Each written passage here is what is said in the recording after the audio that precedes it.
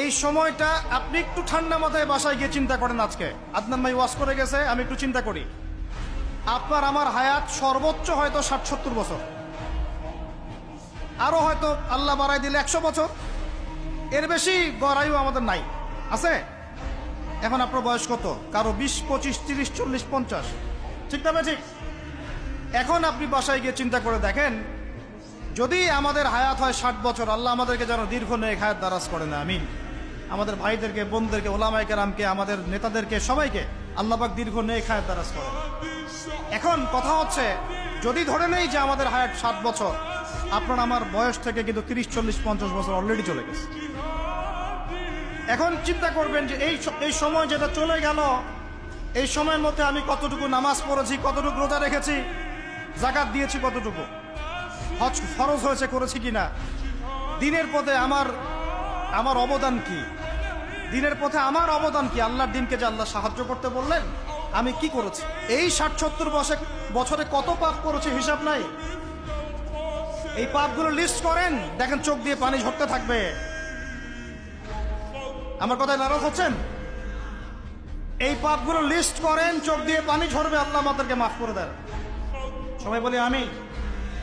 কত কবিরা গুনাহ হয়েছে, কত সগীরা। তবে সন্তুষ্টির কথা এটাই, যদি এটা উপলব্ধি হয় যে না ভুল হয়ে গেছে, আপনি ওযু করে আসেন, ২ রাকাত নামাজ পড়েন, আল্লাহর কাছে ইস্তেগফার করেন, বলেন আস্তাগফিরুল্লাহ আল্লাযী লা ইলাহা ইল্লা হুয়াল হাইয়ুল কাইয়্যুম ওয়া আতুবু ইলাইহি।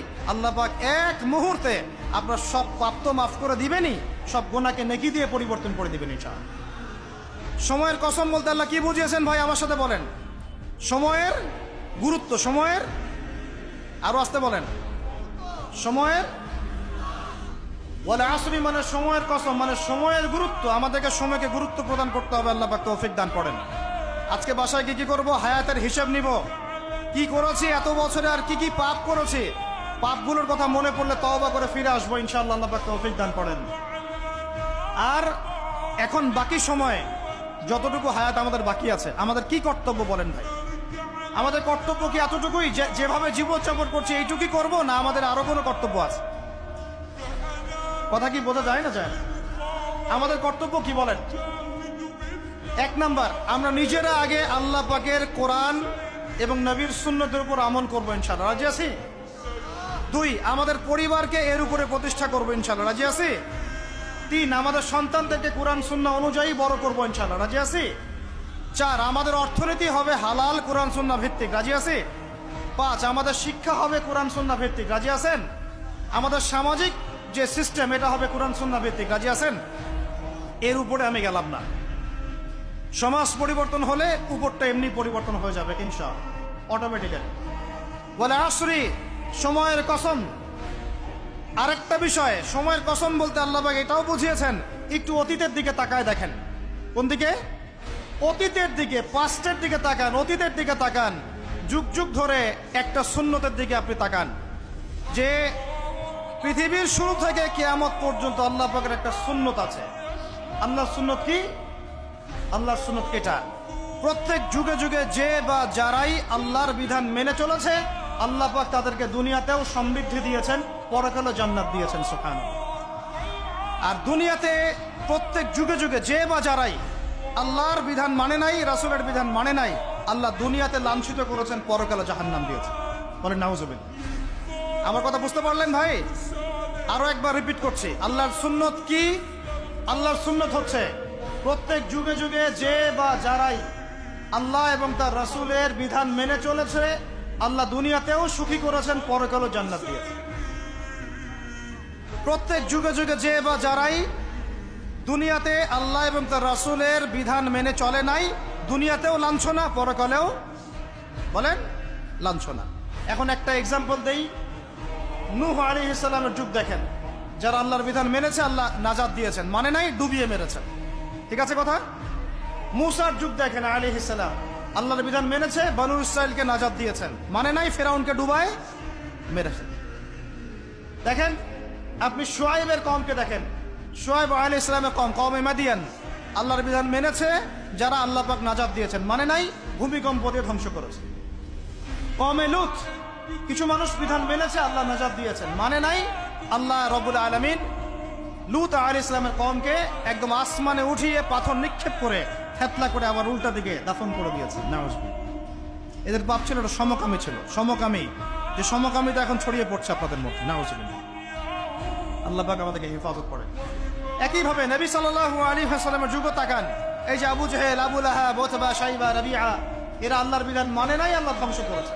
আবু বকর, ওমর, ওসমান, আলী রাদিয়াল্লাহু আনহু আজমাইন, তারা মেনেছেন, আল্লাহ দুনিয়াতে সমৃদ্ধি দিয়েছেন, পরকালে জান্নাত। বুঝাতে পারলাম কি ভাই? বলে আসরি মানে কি বুঝাতে পারলাম?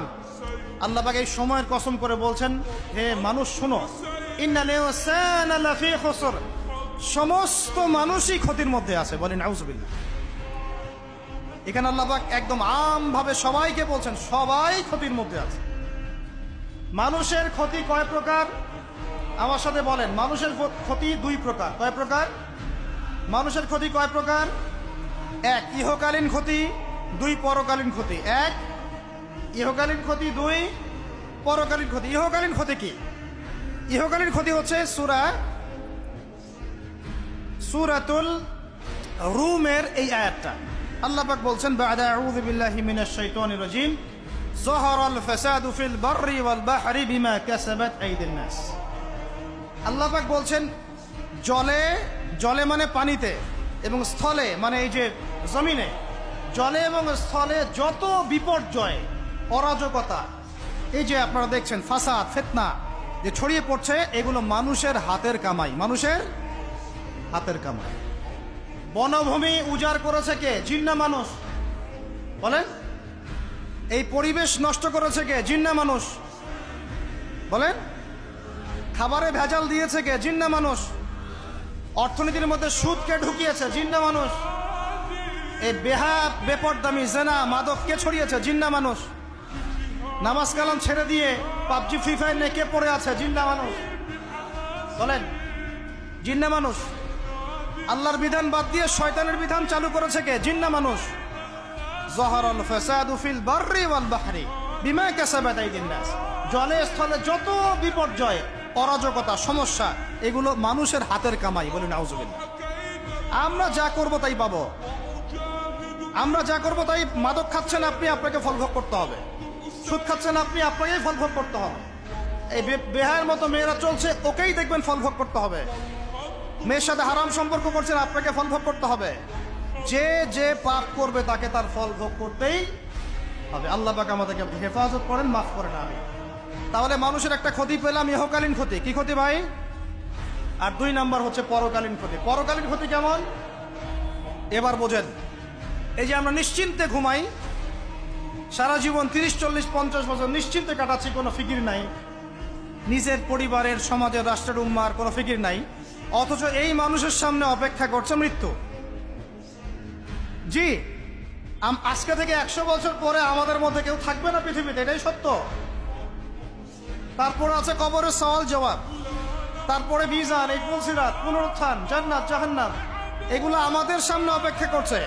আর সেই মানুষ নিশ্চিন্তে বসে বসে মেয়ের সাথে টাঙ্কি মারে।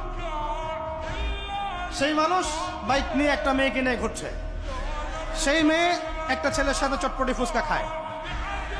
সেই লোক আল্লাহর বিধানকে সরাই দিয়ে শয়তানের বিধান চালু করা শুরু করবে। সেই ব্যক্তি সুদ খাচ্ছে। সেই ব্যক্তি ট্রান্সজেন্ডার এই মতবাদ প্রমোট করতেছে। হ্যাঁ, সেই ব্যক্তি শিক্ষার মধ্যে ইসলাম বিদ্বেষী বিষয় ঢুকাই দিল। অথচ এই মানুষের সামনে পরকাল অপেক্ষা করছে। একদম টেনে হিস্ট্রি আল্লাহ পাক সামনে নিয়ে দাঁড় করাবেন, দাঁড় করে জিজ্ঞাসা করবেন। তাহলে আমরা কত অপদার্থ, কত বোকা, আমরা কি বুঝতে পারছি ভাই? একটু বুঝতে পারছেন কি? আল্লাহ পাক সূরা আহজাবে এটাও কিন্তু বলেছেন যে ইন্নাল ইনসানা যালুমান জাহুলা ওয়া লাকাদ আরাদনাল আমানাতা আলাস সামাওয়াতি ওয়াল আরদি ওয়াল জিবালা ফাআবাইনা আন ইয়াহমিলনাহা ওয়া আশফাকনা মিনহা ফাহামালাহাল ইনসান। সুবহানাল্লাহ। শুকরিয়া, আল্লাহ পাক মনে করায় দিয়েছেন। আর একটা যদি না বলতে পারতাম, মনের মধ্যে একটা অতৃপ্তি থেকে যাইত। আল্লাহুম্মা লা ইলমা লানা ইল্লা মা আল্লামতানা ইন্নাকা আনতাল আলিমুল হাকিম। আলহামদুলিল্লাহ। আর এটার অর্থ শুনেন, মানুষ যে জালেম, জাহেল, আমরা যে অপদার্থ, আল্লাহ পাক কি বলছেন শুনুন। আল্লাহ বলছেন, ওয়ালাকাদ আরাদনাল আমানাতা আলাস সামাওয়াতি ওয়াল আরদি ওয়াল জিবাল। আমি ইসলামের এই আমানত, শরিয়াত, কোরআন হাদিসের এই যে আমানতটা, এইটা